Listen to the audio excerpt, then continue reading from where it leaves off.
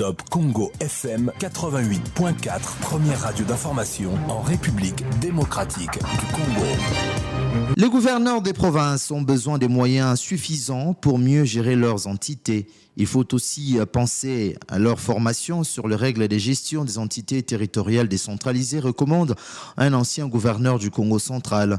Deon Koussou appelle le gouvernement à abandonner la politique des rétrocessions et de verser régulièrement aux provinces les 40% des recettes nationales comme indiqué dans la Constitution dans son article 175.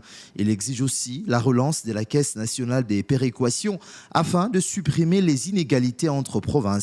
On écoute le provincialiste de Yonkoussou, ancien vice-gouverneur et ancien gouverneur AI de la province du Congo central. Je viens ici tirer la sonnette d'alarme en ce qui concerne la politique de la décentralisation dans notre pays. Les gouverneurs ont été élus, investis, ils ont mis en place leur gouvernement et nous pensons qu'il est temps qu'on puisse les former. Cela peut être fait par l'École nationale d'administration parce qu'ils sont en même temps les représentants de l'État, donc ils doivent connaître les b.a.-ba de l'administration territoriale. Dieu merci, le VPM intérieur a veillé à ce que chaque gouvernement soit formé conformément à l'article 198 de notre Constitution, c'est-à-dire pas plus de 10 ministres. Il faudrait que nous ayons la même rigueur du côté du ministère des Finances, où nous pensons que le ministre doit absolument penser à abandonner la politique de rétrocession et veiller à l'application de l'article tel qu'il est stipulé. Donc 40% des recettes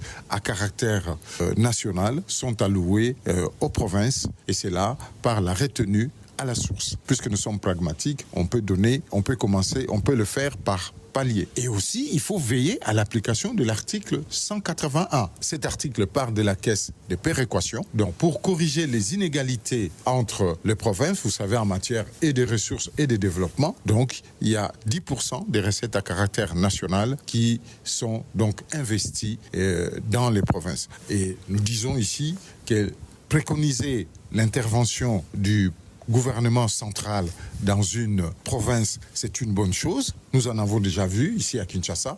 Mais penser à donner les moyens aux provinces pour qu'elles se gèrent et surtout que les ETD puissent vraiment jouer leur rôle, ce serait mieux. Et en ce qui concerne la ville de Kinshasa, comme vous le savez, on ne peut pas mener une politique, quelle qu'elle soit, sans pourtant impliquer les 24 bourgmestres et les 346 chefs de quartier.